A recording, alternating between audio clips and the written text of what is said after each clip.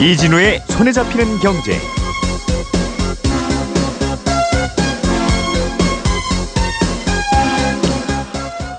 안녕하십니까, 이진우입니다. 손에 잡히는 경제가 뽑은 오늘의 숫자는 17%입니다.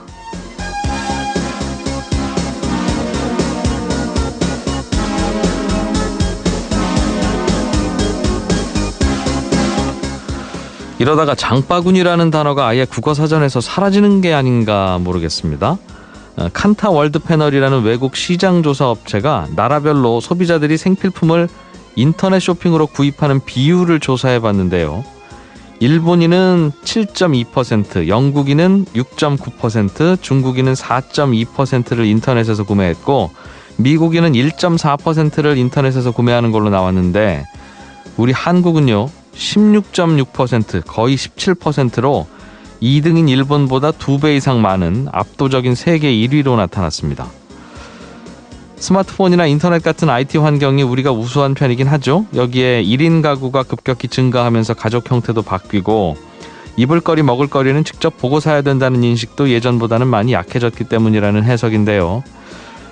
참 어찌됐건 우리나라 소비자들 어떨 때 보면 바람보다 먼저 눕는 풀보다도 더 빠르게 쏠립니다. 이게 이익이 된다 또는 도움이 된다 싶으면 저절로 알아서들 착착 움직이는 게 우리나라 소비자들입니다. 그래서 유통시장은 언제나 소비자에게 이익이 되고 편한 쪽으로 변하게 됩니다. 지금 유통 관련 사업을 하고 계시거나 앞으로 하실 분들은 이런 환경 변화와 트렌드를 충분히 고려해야겠고요. 인터넷 장보기가 대세이긴 하지만 또 과연 틈새는 없을까 이런 고민도 더 필요하겠습니다. 세상 일이라는 게 작용이 있으면 또 반드시 반작용도 있지 않겠습니까?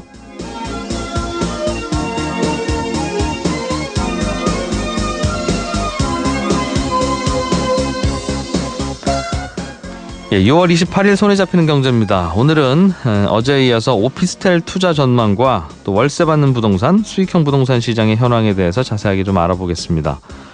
요즘 중고차 시장에도 최근에 사람들이 많이 몰리고 있다는데 중고차를 싸고 안전하게 살 수 있는 요령에 대해서 오늘 꼼꼼하게 따져보겠습니다. 주식시장에서 가끔 뉴스로 나오는 코스피 지수라는 게 정확히 뭐고 이 지수는 어떨 때 오르고 어떨 때 내리는 겁니까? 라는 한 청취자분의 질문은 오늘 친절한 경제에서 풀어드리겠습니다. 광고 잠깐 들으시고 또 오늘 준비한 순서 시작하겠습니다.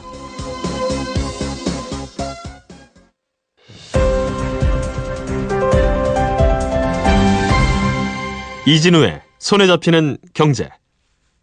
예, 한국경제TV 김치영 기자와 함께 경제 뉴스들 몇 가지 중요한 것들 순서로 살펴보죠. 어서 오십시오. 네, 안녕하세요. 이제 한미 정상회담이 이틀 남았네요. 네. 예, 미국의 무역 적자 보고서라고 하는 게 한미 정상회담에서 이게 변수가 될 거다라는 얘기가 나오던데 이 무역 적자 보고서라는 게 뭐길래 그렇습니까?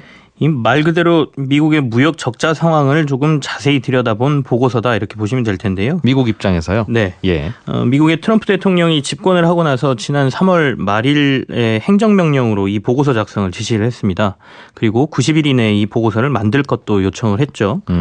그 시한이 이제 29일입니다. 그러니까 29일 날 이 보고서가 나온다 이렇게 보시면 되겠는데요. 평소에 늘 만들던 게 아니라 네. 트럼프 대통령이 한번 이런 보고서 만들어 보세요. 이렇게 따로 별도로 지시한 보고서라는 예, 행정명령을 뜻이군요. 내린 겁니다. 예. 그래서 또 이게 나오는 보고서 시점이 어떻게 또 우리 그 한미 정상회담하고 거의 맞닥뜨려 있어서요. 예. 아마도 정상회담 할 때쯤이면 이 보고서의 결과가 나와 있을 것이다 이런 것이겠죠. 미국을 대상으로 누가 어느 만큼 흑자를 보는지 미국 입장에서는 누가 그러니까 무역이라는 전쟁에서 적국인지를 네, 그렇죠. 리스트 만들어 와 이런 뜻입니까? 16개 국이 적국입니다. 그중에 우리나라가 포함되어 있고요.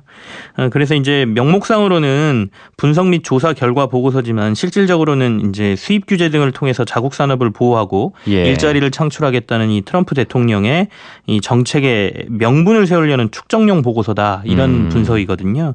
그렇다 보니까 이 보고서가 나오면 왜 우리나라가 한국에 대해서는 이렇게 적자를 보고 있느냐, 네. 어느 분야에서 적자를 많이 보느냐 이런 걸 가지고 아마도 통상 압력이라든지 여러 협상을 응할 것이다. 그래서 좀 변수가 될 것이다 이렇게 얘기를 하고 있습니다. 자기 나라가 자기 나라 무역 상황에 대해서 검토 보고서 내는 거야 뭐라고 할 수는 없으나 네. 이제 우리 입장에서 보면 마치 사장님이 야 요즘에 직원들 출근 몇 시에 하고 퇴근 몇 시에 하는지 쭉 한번 뽑아와라. 이제 이런 지시를 내린 거하고 똑같은 거라서 예. 다음 주에 있을 면담에서 사장님이 근태관리 얘기하겠는데 이런 생각을 우리는 할 수 있잖아요. 사장이라고 표현하시니까 이게 상하관계로 되는 것 같아서 조금 국가 정상회담인데 그렇습니다. 네. 뭐 사장이나 직원이나 뭐 네네. 같이 일하는. 결국 그럼 우리는 미국 입장에서 보면 좀 얄미운 나라에 속합니까? 아니면 그래도 우리는 좀 뒤 순위가 밀립니까? 이 순서가 어떻게 돼요? 미국으로부터 무역 흑자를 제일 많이 가져가는 나라가 어디입니까? 중국입니다. 중국이 뭐 규모가 어마어마하게 크죠. 예. 3,500억 달러 정도의 흑자를 내고 있어요. 그래서 우리 돈으로 환산해 보면 420조, 연간 420조를 미국보다 중국이 더 벌어간다. 무역으로 이렇게 보시면 되겠고요. 우리나라는 한 8위쯤 됩니다. 우리나라 위에 EU, 일본, 멕시코, 아일랜드, 베트남, 이탈리아 등이 있어요. 예. 규모로 보면 중국의 한 10분의 1도 안 됩니다. 우리나라는 한 233억 달러 대미 흑자를 지난해 기록했고요.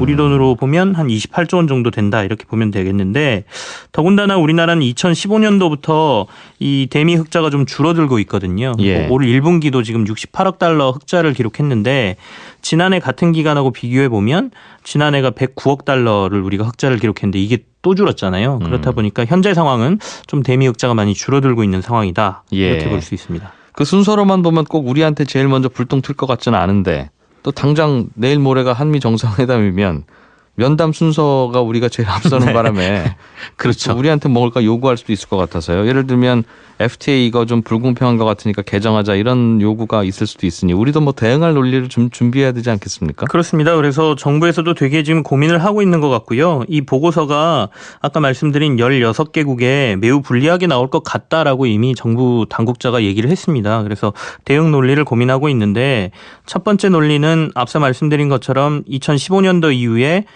미국에 대한 대미 흑자 규모가 우리는 줄고 있다라는 점을 좀 강조할 거라고 얘기를 하고요. 예. 두 번째는 그간 이제 우리가 대미 흑자가 조금 15년까지 늘어났던 것은 우리가 수출이 많아서가 아니라 미국의 경제 상황이 안 좋아서 너네가 조금 더 싼 물건들을 많이 사고 경쟁력 있는 물건들을 사다 보니 우리 수출이 조금 그러니까 수입이 좀 너네가 늘어난 것 아니냐 이런 얘기를 좀 하고 있거든요. 우리 건 중저가다. 예. 예. 그래서 이제 결국에는 우리의 수출은 그렇게 많이 늘지 않았다. 그대로다. 뭐 이런 주장을 좀 할 것 같고요. 그리고 이제 세 번째가 우리 입장에서는 그 부분을 얘기할 것 같습니다. 아무래도 미국 같은 경우에 우리나라 기업들이 지금 많이 진출해 있는 상황이거든요. 예. 그래서 최종품을 생산하기 위해서 미국 공장으로 중간재라고 해서 우리나라에서 어느 정도 만들 물건을 사간다는 거죠. 이 비중이 굉장히 많이 늘어나서 대미 흑자가 많이 늘어난 것처럼 보이지 사실은 최종재를 너네에서 만들기 위해서 가져간 거니까 당신네 나라 국민들 일자리 만들어주는 거야 우리가 수출하는 건. 예, 그렇죠. 그 논리군요. 그러니까 이것도 좀 고려를 해달라라는 점이고요. 예. 이것마저도 안 된다라고 하면 이 16개국이 공동으로 WTO나 이런 데 국제법과 관련된 부분에서 어긋나는 게 있는지 공동 대응을 하겠다라는 게 이제 우리 정부의 입장입니다. 긴장되긴 하겠어요. 네. 이런저런 보고서 준비하고 있다는 뉴스도 나오고 있으니. 예. 정부가 원자력 발전소 신고리 원전 5, 6호기 건설 공사를 일시적으로 중단한다고 발표를 했습니다. 이게 문재인 대통령의 공약이라서 그런 것 같긴 한데 일단은 중단하고 계속 중단할지 아니면 다시 진행할지는 국민들 의견을 묻고 진행하겠다고 발표했군요. 네, 그렇습니다.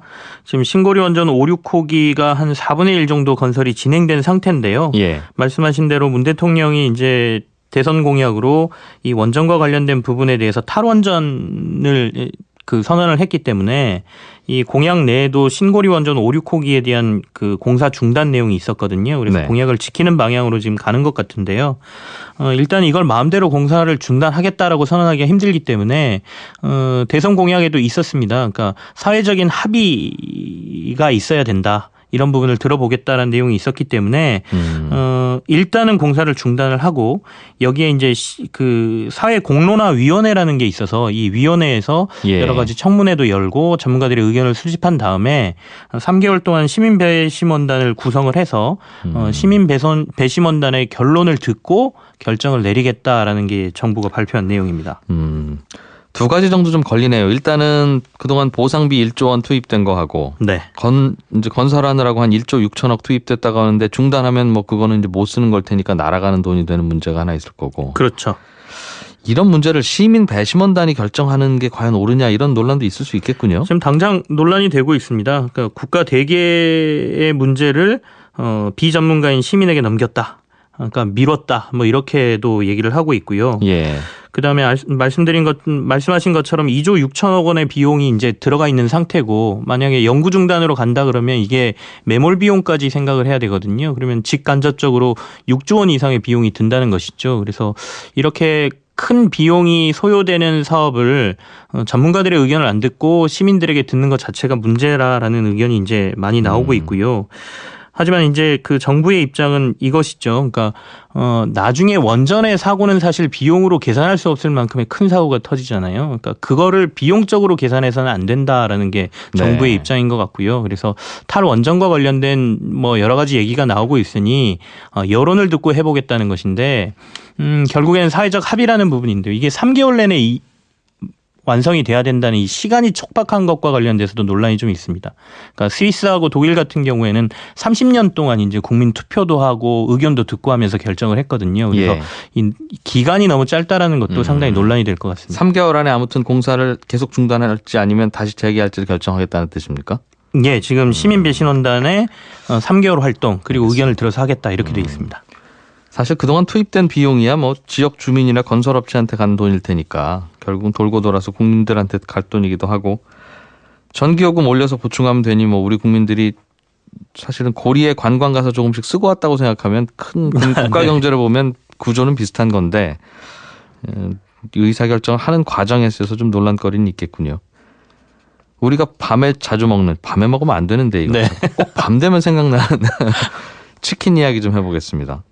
자꾸 닭이 작아진다는 소비자들의 불만이 나오고 있어요. 얼마 전에 이제 가격 올리려다가 못 예. 올렸잖아요. 그렇다 보니까 꼼수로 이제 닭을 줄였다 이런 의구심들이 좀 나오고 있는데요. 예전에는 이제 닭의 무게를 잴 수 없으니까 닭의 날개도 맞춰보고 닭다리 2개 있는지 확인하고 그러면서 없으면 그 가게 주인한테 항의 전화하고 예. 그랬잖아요. 예. 요즘 그러시는 분들도 없는 것 같은데 실제로 이제 재래시장이나 마트에서는 그 닭을 그 호수로 판매를 합니다. 그래서 뭐 5호부터 16호 뭐 이렇게까지 있다고 하는데요. 보통 예. 10호, 11호를 치킨 가게에서 닭으로 튀긴다라고 하거든요. 그럼 숫자가 커지는 20호나 30호는 큰 닭이에요? 작은 닭이에요? 큰 닭입니다. 아, 큰 닭. 이 100g 정도로 이렇게 구분이 돼 있는데요. 예. 근데 이제 이 치킨 업체에서는 이걸 표시를 안 한다는 것이죠. 그러니까 확인할 길이 없다, 소비자들이. 아, 한 마리 시켰는데 작은 닭이 한 마리 오는지 큰 닭이 한 마리 오는지는 소비자 입장에서는 아주 큰 문제인데. 그렇죠. 100g씩 차이 나니까 뭐 2호수 차이라고 하면 네. 많게는 뭐 200g 이상 차이가 날 수도 있는 것이죠. 음. 그럼 같은 가격이라고 하면 호수를 줄였다라고 하면 사실은 비싼 가격으로 먹고 있다 이런 얘기도 되겠고요. 예. 그렇다 보니까 이제 소비자들이 의구심을 많이 표시를 했고요. 실제로 예전에는 10호, 11호를 썼는데 요즘 9호를 쓰고 있다는 얘기도 좀 들립니다. 네. 그래서 이제 정부에서 농식품부가 생닭의 무게를 단위로 표시하는, 그러니까 무게 단위로 표시하는 이 부분을 조금 더 이제 확대를 하겠다라는 의견을 지금 내고 있고요. 이 부분을 검토하겠다라는 얘기도 지금 같이 나오고 있습니다. 굳이 뭐 소비자들의 불만을 받아들인다면 치킨 배달 업체도 치킨 배달할 때 우리는 몇 호짜리 닭 썼습니다. 이거를 표기하도록 하면 되겠네요. 예, 아마 그쪽 방향으로 갈 것 같습니다. 사실 그램으로 완벽하게 표시하기는 조금 어려운 부분도 있거든요. 예. 그러니까 튀기고 뭐 하는 과정에 뭐 서로 달라질 수도 있다 최종 이런 무게를 얘기가 달기에는 있어서 좀 애매하니 예. 원래 어떤 닭 썼어요라는 건 표기하는 방식으로. 그게 사실 소비자들한테 정보 제공으로는 맞는 예. 부분이긴 한데요. 가장 핵심은 저는 그건 것 같습니다. 소비자들이 만족을 못하고 있다는 것이죠. 그러니까 사실 그 가격 논리로 얘기하면 커피가 가장 비싸게 파는 상품이잖아요. 그런데도 커피는 뭐 7,000원, 8,000원 줘도 아무 말 안 하거든요. 만족을 하고 있으니까. 근데 치킨 같은 경우에는 최근에 여러 가지 문제가 생기면서 만족을 못하고 소비자들이 불만이 많아지면서 결국에는 원가의 문제까지 지금 접근한 게 아니냐라는 생각을 하고 있습니다. 예. 한국경제TV 김치영 기자였습니다. 고맙습니다. 네, 감사합니다.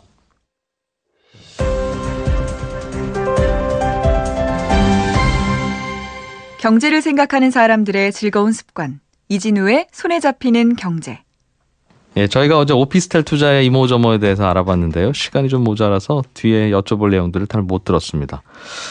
방송 시간이 좀 늘었는데도 또 이렇게 모자라네요, 시간이. 어제에 이어서 오피스텔 투자 못 들은 이야기 좀 더 나눠보죠. KB국민은행의 박합수 수석 부동산 전문위원 전화로 연결했습니다. 안녕하십니까? 네, 안녕하십니까? 예, 또 나와주셔서 고맙습니다. 예. 네.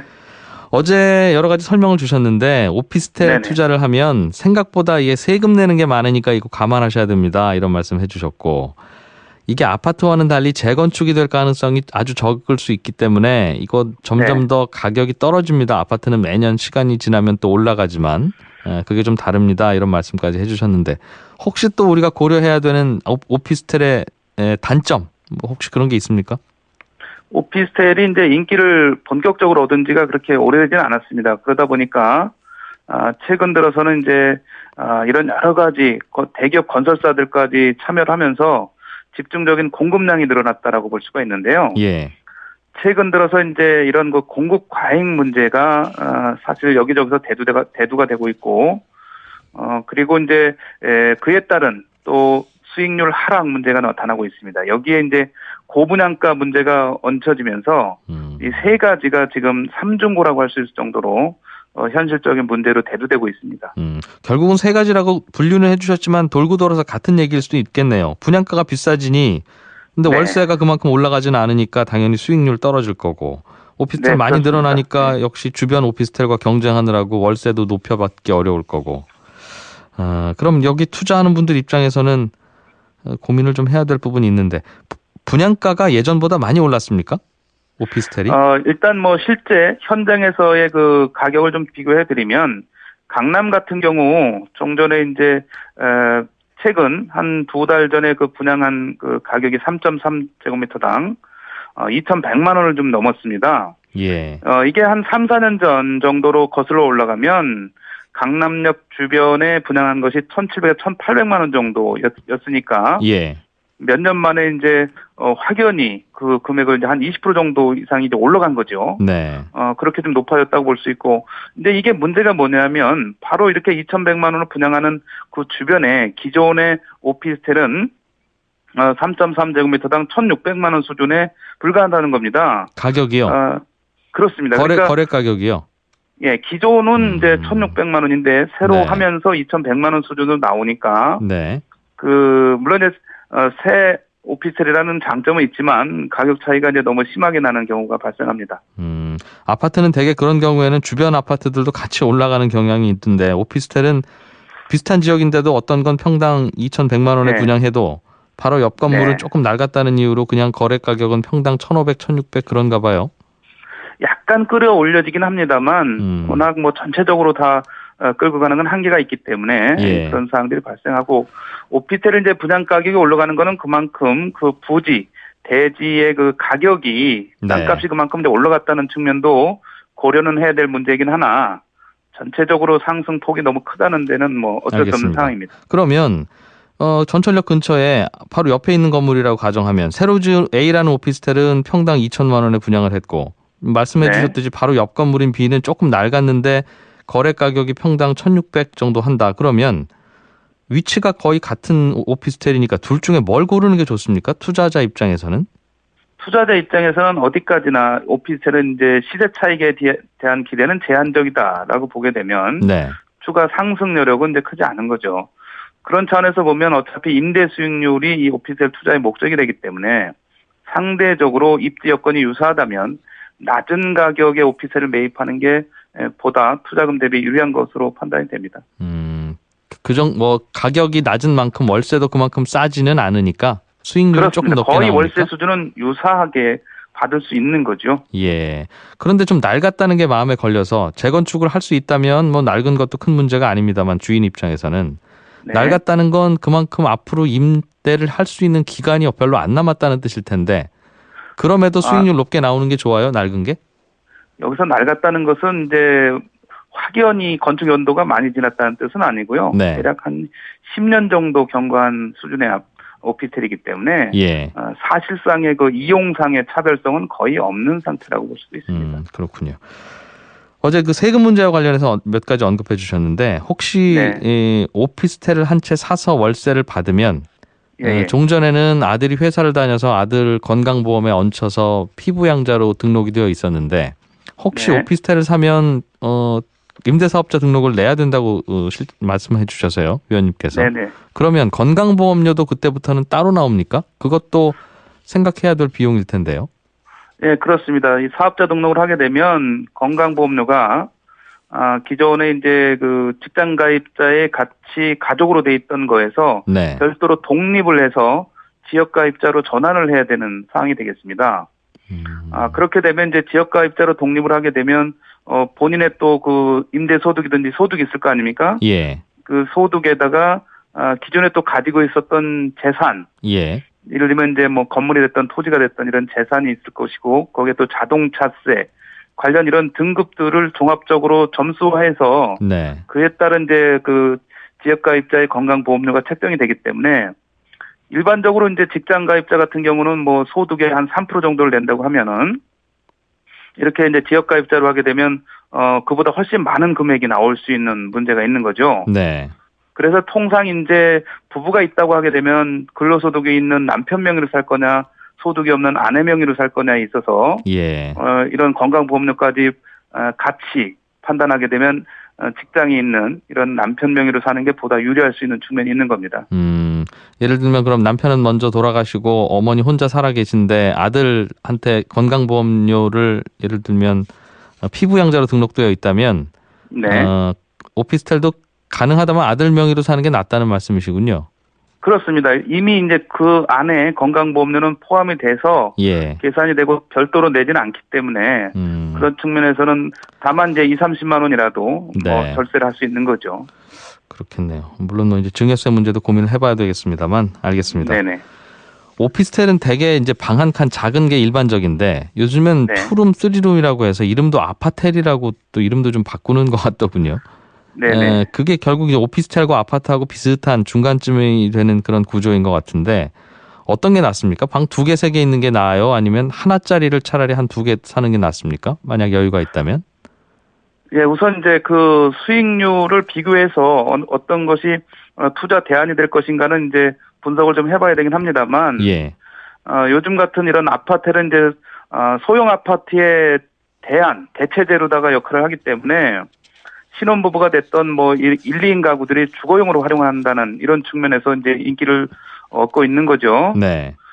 이렇게 이제 주거용으로 오피스텔을 쓸 수 있는 이유는 이제 바닥에 난방이 된다는 건데, 이거는 건축 기준상 전용 면적 85제곱미터 이하가 이제 바닥 난방을 허용하고 있는 상황입니다. 그러다 보니까 이런 상대적으로 소형 아파트에 비해서 저렴하다라는 측면에서 이거를 주거용으로 택하는 비중도 늘어나고, 예. 이걸 이제 투자용으로 한다 그러면 그만큼 이제 월세 소득이라든가 이런 것들을 얻을 수 있는 요인도 되는 거니까 그 부분에서는 작은 게 낫다, 큰 게 낫다라고 단순 비교하기보다는 그에 따른 이제 투자금 대비 수익률을 좀 분석해 보고 네. 판단을 해야 되지 않겠나 생각이 듭니다. 예. 꼭 오피스텔 말고 그럼 요즘엔 수익형 네. 부동산 월세를 받으려고 결국은 사는 거 아니겠습니까? 그렇습니다. 예. 그럼 월세 받는 부동산은 오피스텔도 있고 상가도 있고 다양하게 있을 텐데 요즘엔 네. 어떤 거 좀 추천해 주시는 편입니까? 우선 이제 우리가 방금 말씀하신 수익형 부동산의 종류를 한번 간단하게 나열을 해보게 되면 소형 아파트도 월세를 받게 되면 이게 또 수익형 부동산이 되는 수 있는 거고요. 예. 그다음에 이제 우리가 오피스텔도 있지만 오피스, 사무실 같은 경우도 해당이 될 수가 있고, 예. 호텔이나 모텔 같은 이런 숙박 시설, 최근에 이제 분양형 호텔이라고 해서 구분 등기되어 있는 물건들이 나오고도 있죠. 예. 그다음에 지식산업센터, 종전에 이제 아파트형 공장이라고 부르던 이것도 하나에 들어갈 수가 있고요. 그다음에 물류나 창고 시설 같은 이런 내용들, 구분 상가, 상가 건물 이렇게 아주 다양한 수익형 부동산들이 존재하게 됩니다. 근데 그 중에서 어떤 게 좀 제일 그나마 좋아 보이세요? 네, 제가 볼 때는 이제 가장 역시 다시 또 아파트로 돌아와야 됩니다만, 지금 이 서울 같은 경우도 마찬가지지만 이런 도심 집중 현상이 가속화되고 있고, 네. 직주 근접 형태의 주거 체계가 성립이 되면서 이 도심 지역에 1, 2인 가구가 이제 대세로 자리 잡아가는 현상이 나타나고 있지 않습니까? 그런 만큼 이 도시 지역에 이런 역세권 집중력이 좋은 이런 자리들은 여전히 이런 소형 아파트가 향후에도 인기를 지속적으로 얻을 것이다라는 차원에서 보면 소형 아파트에 대한 관심은 여전히 유효하다 이렇게 좀 볼 수 있습니다. 작은 평수 아파트? 네. 작은 평수 아파트나 작은 평수 오피스텔이나 비슷하지 않아요? 무슨 꼭 아파트가 좀 더 나은 이유가 뭡니까? 제가 어제부터 말씀을 드렸다시피 일단 취득세부터 세금부터 세금이 좀 아파트가 가볍고 오피스텔은 이제 4.6%를 내야 되고 예. 소형 아파트는 1.1% 이렇게 좀 낼 수도 있고요. 여전히 이제 아파트가 주거 여건 면에서는 훨씬 더 쾌적하고 다양한 또 그런 서비스 공간들도 있기 때문에 예. 만족도가 뛰어난 거죠. 월세 그에 수익률이 따른 좀 낮게 나오더라도 그래도 아파트가 좀 나은 측면이 있어요. 아파트는 이제 가격 상승 가능성에서 여전히 오피스텔보다는 차원이 다르죠. 예. 그 상승폭이 좀 클 수가 있으니까요. 알겠습니다. 그런 차원에서 수익형 부동산이지만 임대 수익을 얻는 게 목표지만 기존의 그 자본이득, 시세 차이까지 네. 소형 아파트는 기대할 수 있다는 측면에서 조금 더 점수를 줄 수가 있습니다. 예, KB국민은행의 박합수 수석부동산 전문위원이었습니다. 고맙습니다. 네, 감사합니다.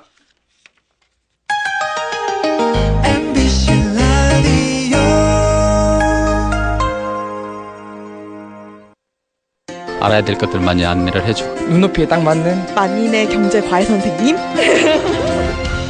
다음 순서는 친절한 경제입니다. 오늘은 청취자 서성교 씨가 홈페이지 친절한 경제 게시판에 올려주신 질문인데요. 요즘 코스피 지수가 사상 최고치를 매일 경신하고 있다는 뉴스를 듣게 되는데 이 코스피 지수라는 게 정확히 어떤 겁니까? 이런 질문을 주셨어요.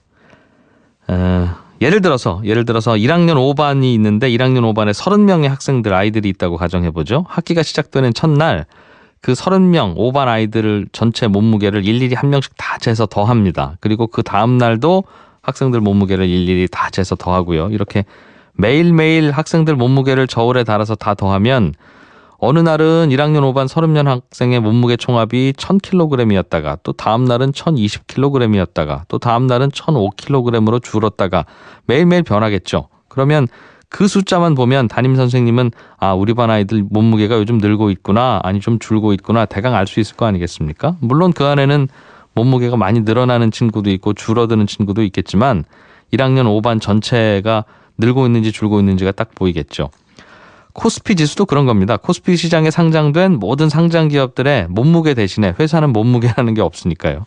몸무게 대신에 그 회사의 시가총액, 그러니까 그 회사 주식을 지금 이 순간 다 팔면 돈으로 얼마 되는지 그 금액을 매일매일 계산해서 다 더해서 숫자로 발표하는 건데요. 그러니까 코스피 지수라는 건 쉽게 말하면 오늘 지금 이 순간 코스피 주식시장에 상장된 모든 주식을 다 팔면 돈이 얼마가 된다, 이걸 알려주는 숫자인 겁니다. 그런데 그런 거라면 코스피 지수는 매일 오늘은 1000조 원, 1200조 원 이렇게 돈으로 금액으로 나와야지 왜 2300포인트, 2100포인트 이렇게 금액이 아닌 이상한 숫자로 나오는 거냐. 매일매일 금액으로 발표해도 안 될 건 아니지만 그러면 숫자가 너무 커지고 헷갈리고 복잡하잖아요. 그래서 좀 더 간단하게 보여주기 위해서 지금으로부터 37년 전인 1980년에 우리나라 주식시장 시가총액, 즉 모든 주식을 다 금액으로 한 사람은 얼마인지 그때의 시가총액을 100이라고 가정하면 지금은 얼마냐, 이제 이걸 숫자로 표현한 게 바로 코스피 지수입니다. 그러니까 코스피 지수가 2300이라는 말은 1980년에 우리나라 전체 주식시장 가치는 그때는 100이었는데 지금은 2300이다 이런 뜻이고요. 그 말은 1980년보다는 지금 주식시장이 23배쯤 가격이 올라 있다 이런 뜻입니다. 아까 그 1학년 5반 담임선생님도 학생들 몸무게를 매일 재서 더하지 말고 3월 1일 입학한 날에 1학년 5반 전체 몸무게를 100이라고 가정하면 지금 얼마냐, 107이냐, 105냐, 108이냐 이걸 계산해서 적으면 좀 더 쉽게 이해될 거 아니겠습니까? 코스피 지수나 코스닥 지수도 그렇게 계산을 하는 겁니다. 친절한 경제였습니다. 친절한 경제에 질문이 채택되신 분께는 백화점 상품권을 드립니다.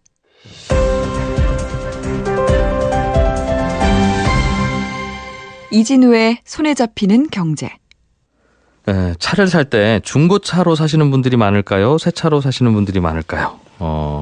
정답은 중고차로 사는 분들이 2배나 많습니다. 작년 한 해 동안 거래된 중고차 거래 대수가 378만 대라고 하는데 이게 새 자동차 판매 대수의 2배가 넘는답니다. 결국 중고차를 살 때 어떻게 사는 게 중요한지 이게 궁금하지 않을 수 없는데 오토타임즈의 권용주 기자 스튜디오에 나와 있습니다. 자동차 전문 기자 나오셨어요. 어서 오십시오. 안녕하세요. 예. 네.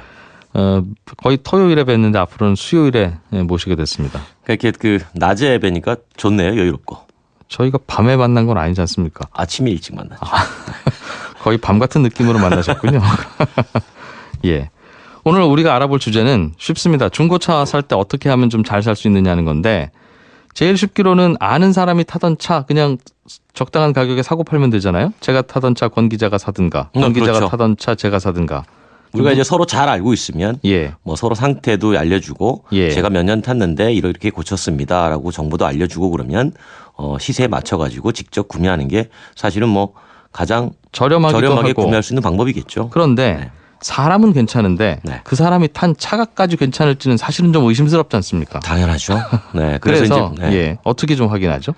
그래서 보통 성능 점검 기록부를 의무적으로 받게 돼 있어요. 그런데 이제 개인 간의 거래를 할 때는 이제 그런 것을 잘 발급하지 않고 정비 이력 네. 그동안 이렇게 타왔고 이렇게 수리했습니다라는 정보라도 전달을 해주면 어느 정도 이제 제품에 대해서는 이제 신뢰도를 가질 수가 있는 거죠. 차계부를 기록했으면 그걸 주면 되는데 그렇죠. 그것조차 없거나 네. 사실 차계부라고 하는 건 나중에 그냥 쓸 수도 있잖아요. 굳이 네, 그럴 그렇죠. 이유는 없습니다만 네. 뭔가 좀 공신력 있는 곳에서 이 차가 상태가 어떤지 좀 알 수 있는 방법은 어떤 게 있습니까? 그러니까 우리가 보통 이제 개인 간의 거래는 이제 그러다 치더라도 예. 두 번째로 거래하는 방법이 이제 매매 사업자를 통해서 거래를 많이 하잖아요. 아무래도 이제 개인은 갖고 있는 차종이 한 대밖에 없잖아요. 네. 근데 이제 그 차는 마음에 안 들고 좀 여러 차종에서 좀 알아봐야 되겠다. 그럴 때는 이제 매매 사업자를 거치게 되는데 그 매매 사업자한테 구입하는 차가 말씀하신 대로 그동안 어떻게 정비가 돼 왔고 그런 거를 꼼꼼하게 알려주면 참 좋은데 네. 그런 거를 또 애써 감추려는 사람도 일부 비양심적인 사람도 있겠죠. 그랬을 때는 과연 그 차가 그동안 몇 년에 태어나서 얼마만큼의 수리를 받았느냐라는 네. 정보를 알 수 있는 사이트가 있긴 있습니다. 어디예요, 거기가? 이제 보험개발원에서 운영하는 카 히스토리라는 사이트인데 카 히스토리? 네, 말 그대로 자동차 이력 예. 이렇게 보시면 됩니다. 여기 보면 1997년 이후에 보험사가 보상을 통해 가지고 수리를 받은 경험. 아, 혼자 고친 거는 안 나와 있지만 그렇죠. 개인이 별도로 돈을 주고 동네 정비센터에서 고친 기록은 없지만 네. 보험사가 돈을 지급해 가지고 수리가 된 이력은 네. 약간 1,700만 대 정도가 다 이력이 올라와 있습니다. 보험 처리한 이력이 카히스토리.or.kr 여기 들어가면 그렇죠. 있다는 거죠. 네네. 차 번호 치면 나오겠네요. 차 번호 치면은 나옵니다. 물론 뭐 돈을 좀 내긴 해야 되지만 이제 한 건에 2,200원인데 예. 예를 들면 회원을 가입하면 이제 770원으로 좀 깎아주고요. 그건 그럼 개인적으로 다 알아볼 수 있는 거고. 그렇죠. 성능 상태 점검 기록부라는 걸 네. 중고차 매매상에게 팔면 그쪽에서 사면 네. 아까 매매 사업자라고 표현하셨던 네네. 중고차 딜러로부터 사면 의무적으로 발행하게 돼 있어요? 당연히 의무적으로 발행하게 돼 있지. 이게 일종의 예. 보증서 같은 역할이에요. 그거 누가 점검한 겁니까? 그 중고차 거래상이 점검한 거면 아무 소용 없잖아요. 바로 이제 그게 조금 뭐 좀 논란이 되는 부분인데 예. 이렇게 보는 거죠. 이 차의 성능이 어떠한지를 점검을 받고 그 점검받은 기록부를 구매자한테 전달을 해줘야 되는 거고요. 예. 그게 있으면 법으로 1개월 또는 2,000km까지 일단은 보증을 받을 수가 있게 되는 겁니다. 그런데 말씀하신 것처럼 네. 그 점검자 예. 점검을 누가 하냐면 결국은 이제 자동차 정비하시는 분들이 할 거 아니에요. 네. 그러면 그분들한테 이 점검을 의뢰하는 사람이 누구냐라는 거죠. 돈 주고 의뢰하는 게 중고차 딜러 아니겠습니까? 그렇지. 이제 거기에서 가끔 예. 우리가 예기치 않은 서로 뭔가가 좀 저는 늘 예상되는데요. 그렇죠. 당연히. 네, 그래서 그런 이것도 일들이 좋은 걸로 하나 써주세요, 사장님. 하면 그렇죠, 그렇죠. 하루 이틀 보는 사이도 아니고 또 왔어. 그러면서 왜냐하면 이제 그 좋다고 써줄 거고. 정비하고 점검하시는 분들 입장에서 보면 예. 그 매매 사업자가 고객이 되잖아요. 예. 그렇기 때문에 이제 이 문제도 최근에 조금 불거지고는 있는데 그나마 또 이 진단 같은 걸 했을 때 이 네. 진단을 또 보증해주는 회사들이 나오기 시작을 해요. 그래서 우리가 진단을 해주고 예. 이 진단에 대해서는 우리 스스로 보증까지 해주겠다. 그래서 그런 회사들이 나오면서 이제 많이 좀 사라지긴 했죠. 예. 이렇게 말씀드리면 이런 거 점검해 주시는 분이 나는 양심껏 하는데 그렇죠. 왜 예, 방송에서 예, 그러느냐고 예, 또 그렇게. 나무라시는 분들 있을 텐데 구조적으로 소비자가 신뢰하기 어려운 구조인 건 맞네요. 그렇죠. 그래서 이제 진단 보증 회사들이 이제 하나둘씩 자신들의 역할을 해오고 있는 거예요. 그건 중고차를 사려는 고객한테 돈을 받고 대신 그렇죠. 건강 검진을 해주는 그렇죠. 그런 업체도 있어요? 네.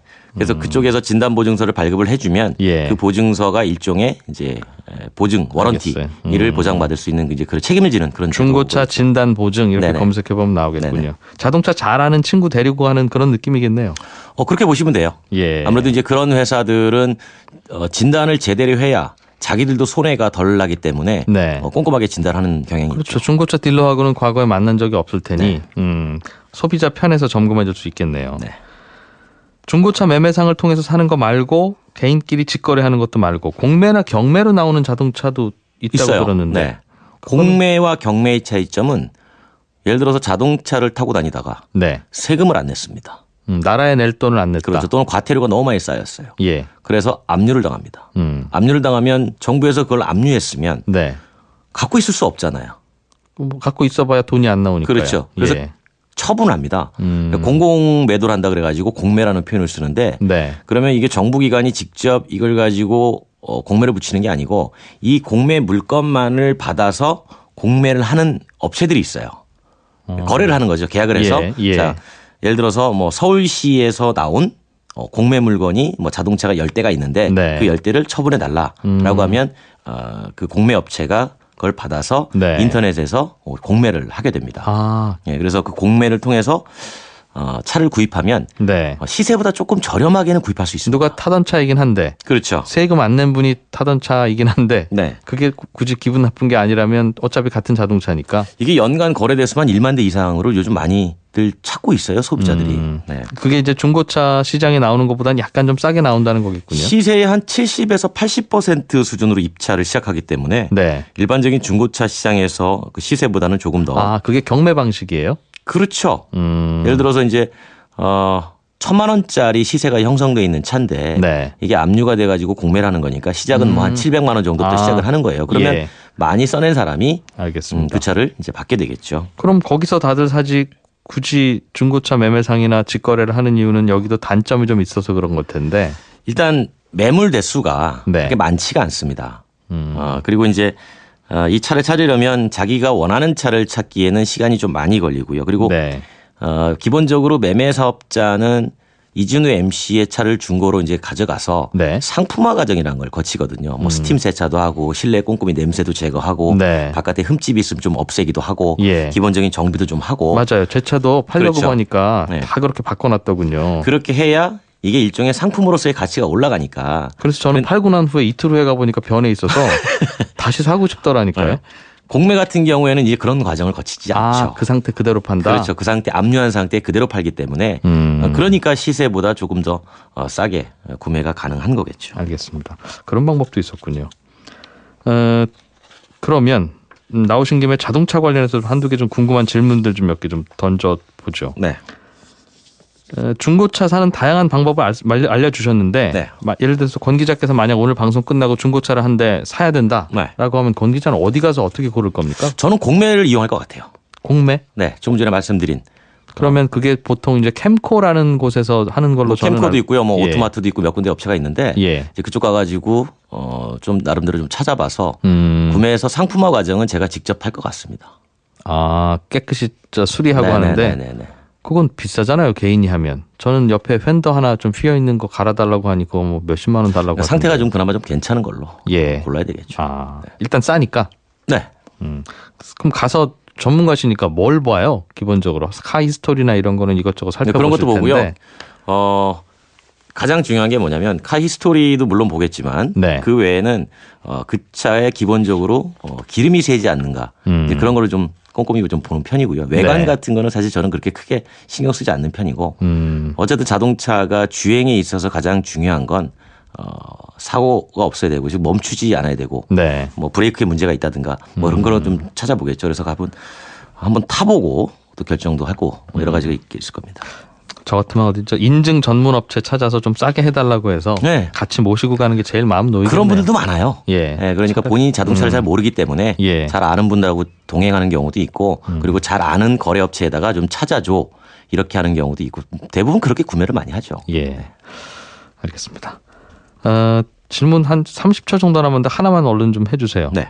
엔진 오일 네. 5,000km마다 갈아야 돼요? 아니면 한 7,000km 타도 돼요? 이런 질문 가끔 오는데 네, 뭐라고 한국 답하십니까? 소비자원이 권고한 건 10,000km입니다.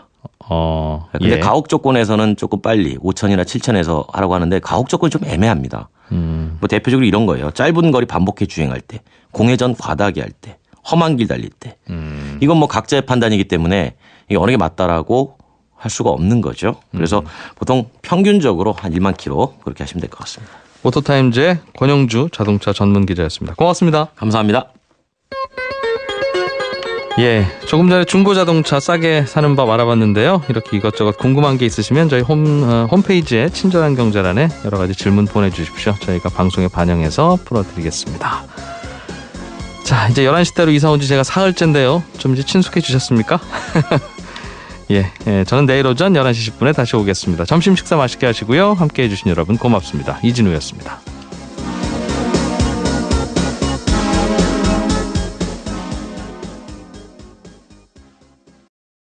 살펴보죠. 어서 오십시오. 네, 안녕하세요.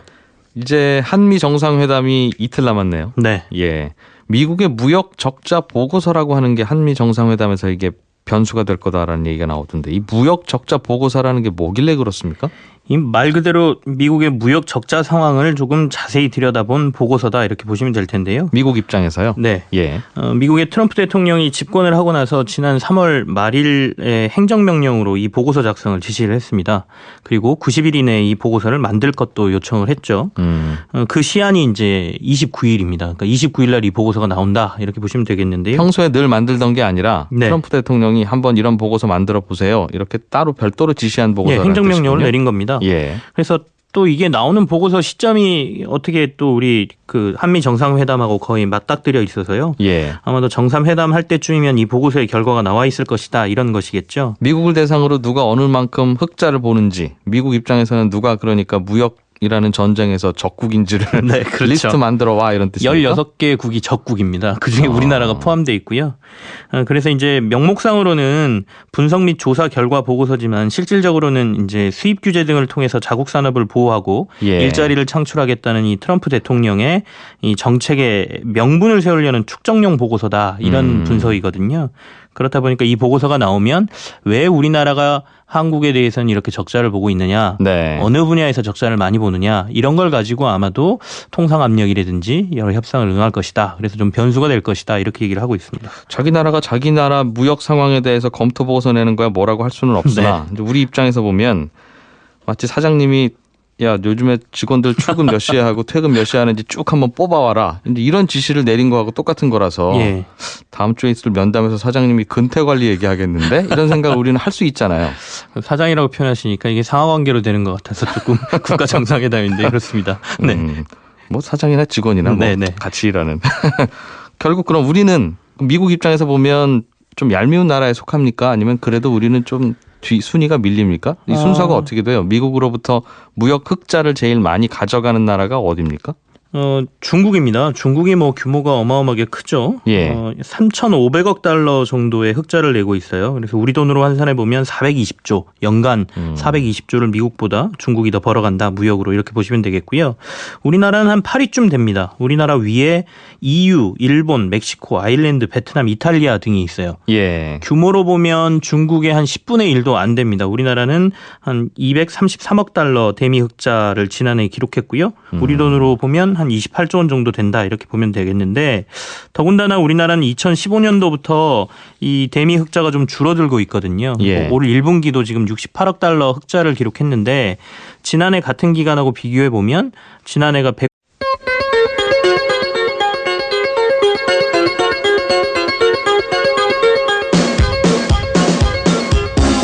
이진우의 손에 잡히는 경제.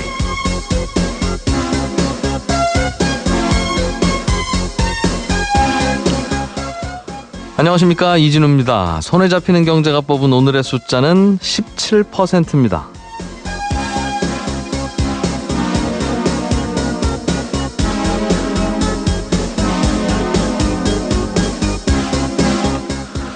이러다가 장바구니라는 단어가 아예 국어사전에서 사라지는 게 아닌가 모르겠습니다. 칸타 월드 패널이라는 외국 시장조사 업체가 나라별로 소비자들이 생필품을 인터넷 쇼핑으로 구입하는 비율을 조사해 봤는데요. 일본인은 7.2%, 영국인은 6.9%, 중국인은 4.2%를 인터넷에서 구매했고 미국인은 1.4%를 인터넷에서 구매하는 걸로 나왔는데 우리 한국은요 16.6%, 거의 17%로 2등인 일본보다 2배 이상 많은 압도적인 세계 1위로 나타났습니다.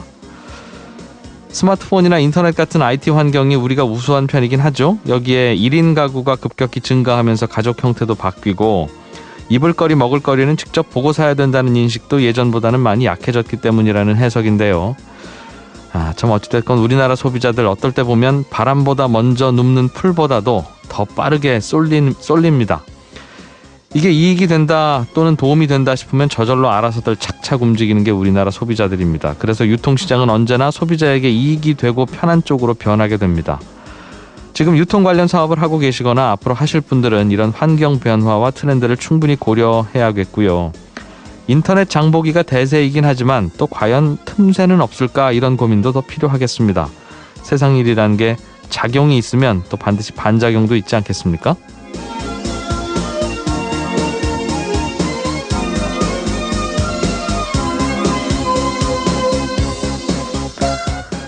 예, 6월 28일 손에 잡히는 경제입니다. 오늘은 어제에 이어서 오피스텔 투자 전망과 또 월세 받는 부동산, 수익형 부동산 시장의 현황에 대해서 자세하게 좀 알아보겠습니다. 요즘 중고차 시장에도 최근에 사람들이 많이 몰리고 있다는데 중고차를 싸고 안전하게 살 수 있는 요령에 대해서 오늘 꼼꼼하게 따져보겠습니다. 주식시장에서 가끔 뉴스로 나오는 코스피 지수라는 게 정확히 뭐고 이 지수는 어떨 때 오르고 어떨 때 내리는 겁니까? 라는 한 청취자분의 질문은 오늘 친절한 경제에서 풀어드리겠습니다. 광고 잠깐 들으시고 또 오늘 준비한 순서 시작하겠습니다.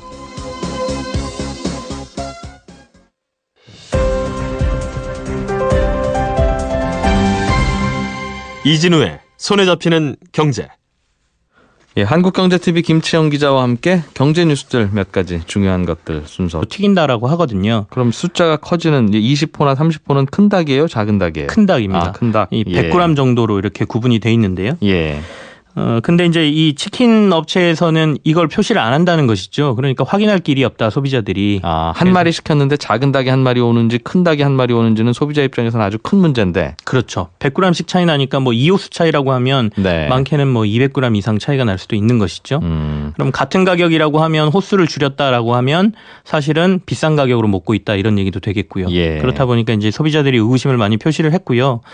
실제로 예전에는 10호, 11호를 썼는데 요즘 9호를 쓰고 있다는 얘기도 좀 들립니다. 네. 그래서 이제 정부에서 농식품부가 생닭의 무게를 단위로 표시하는, 그러니까 무게 단위로 표시하는 이 부분을 조금 더 이제 확대를 하겠다라는 의견을 지금 내고 있고요. 이 부분을 검토하겠다라는 얘기도 지금 같이 나오고 있습니다. 굳이 뭐 소비자들의 불만을 받아들인다면 치킨 배달 업체도 치킨 배달할 때 우리는 몇 호짜리 닭 썼습니다. 이거를 표기하도록 하면 되겠네요. 네, 아마 그쪽 방향으로 갈 것 같습니다. 사실 그램으로 완벽하게 표시하기는 조금 어려운 부분도 있거든요. 그러니까 예. 튀기고 뭐 하는 과정에 뭐 서로 달라질 수도 있다. 최종 이런 무게를 얘기가 달기에는 있어서. 좀 애매하니 예. 원래 어떤 닭 썼어요라는 건 표기하는 방식으로. 그게 사실 소비자들한테 정보 제공으로는 맞는 예. 부분이긴 한데요. 가장 핵심은 저는 그건 것 같습니다. 소비자들이 만족을 못하고 있다는 것이죠. 그러니까 사실 그 가격 논리로 얘기하면 커피가 가장 비싸게 파는 상품이잖아요. 그런데도 커피는 뭐 7,000원, 8,000원 줘도 아무 말 안 하거든요. 만족을 하고 있으니까. 근데 치킨 같은 경우에는 최근에 여러 가지 문제가 생기면서 만족을 못하고 소비자들이 불만이 많아지면서 결국에는 원가의 문제까지 지금 접근한 게 아니냐라는 생각을 하고 있습니다. 예. 한국경제TV 김치영 기자였습니다. 고맙습니다. 네, 감사합니다.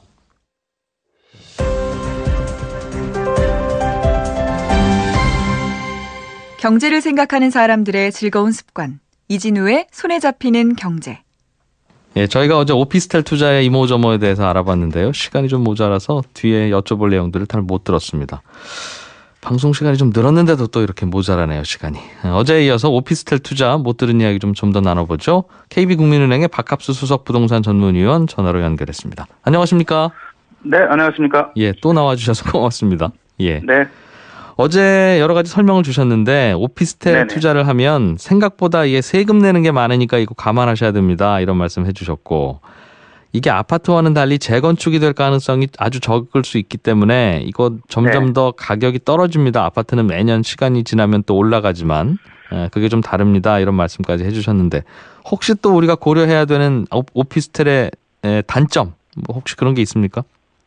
오피스텔이 이제 인기를 본격적으로 얻은 지가 그렇게 오래되지는 않았습니다. 그러다 보니까 최근 들어서는 이제 이런 여러 가지 대기업 건설사들까지 참여를 하면서 9억 달러를 우리가 흑자를 기록했는데 이게 또 줄었잖아요. 그렇다 보니까 현재 상황은 좀 대미흑자가 많이 줄어들고 있는 상황이다. 이렇게 볼 수 있습니다. 그 순서로만 보면 꼭 우리한테 제일 먼저 불똥 튈 것 같지는 않은데 또 당장 내일 모레가 한미 정상회담이면 면담 순서가 우리가 제일 앞서는 네. 바람에 그렇죠. 우리한테 먹을까 요구할 수도 있을 것 같아서요. 예를 들면 FTA 이거 좀 불공평한 것 같으니까 개정하자 이런 요구가 있을 수도 있으니 우리도 뭐 대응할 논리를 좀 준비해야 되지 않겠습니까? 그렇습니다. 그래서 정부에서도 되게 지금 고민을 하고 있는 것 같고요. 이 보고서가 아까 말씀드린 16개국에 매우 불리하게 나올 것 같다라고 이미 정부 당국자가 얘기를 했습니다. 그래서 대응 논리를 고민하고 있는데 첫 번째 논리는 앞서 말씀드린 것처럼 2015년도 이후에 미국에 대한 대미 흑자 규모가 우리는 줄고 있다라는 점을 좀 강조할 거라고 얘기를 하고요. 예. 두 번째는 그간 이제 우리가 대미 흑자가 조금 15년까지 늘어났던 것은 우리가 수출이 많아서가 아니라 미국의 경제 상황이 안 좋아서 너네가 조금 더 싼 물건들을 많이 사고 경쟁력 있는 물건들을 사다 보니 우리 수출이 조금 그러니까 수입이 좀 너네가 늘어난 것 아니냐 이런 얘기를 좀 하고 있거든요. 우리 건 중저가다. 예. 예. 그래서 이제 결국에는 우리의 수출은 그렇게 많이 늘지 않았다. 그대로다. 뭐 이런 주장을 좀 할 것 같고요. 그리고 이제 세 번째가 우리 입장에서는 그 부분을 얘기할 것 같습니다. 아무래도 미국 같은 경우에 우리나라 기업들이 지금 많이 진출해 있는 상황이거든요. 그래서 최종품을 생산하기 위해서 미국 공장으로 중간재라고 해서 우리나라에서 어느 정도 만들 물건을 사간다는 거죠. 이 비중이 굉장히 많이 늘어나서 대미 흑자가 많이 늘어난 것처럼 보이지 사실은 최종재를 너네에서 만들기 위해서 가져간 거니까 당신네 나라 국민들 일자리 만들어주는 거야 우리가 수출하는 건. 예, 그렇죠. 그 논리군요. 그러니까 이것도 좀 고려를 해달라라는 점이고요. 예. 이것마저도 안 된다라고 하면 이 16개국이 공동으로 WTO나 이런 데 국제법과 관련된 부분에서 어긋나는 게 있는지 공동 대응을 하겠다라는 게 이제 우리 정부의 입장입니다. 긴장되긴 하겠어요. 네. 이런저런 보고서 준비하고 있다는 뉴스도 나오고 있으니. 예. 정부가 원자력 발전소 신고리 원전 5,6호기 건설 공사를 일시적으로 중단한다고 발표를 했습니다. 이게 문재인 대통령의 공약이라서 그런 것 같긴 한데 일단은 중단하고 계속 중단할지 아니면 다시 진행할지는 국민들 의견을 묻고 진행하겠다고 발표했군요. 네, 그렇습니다.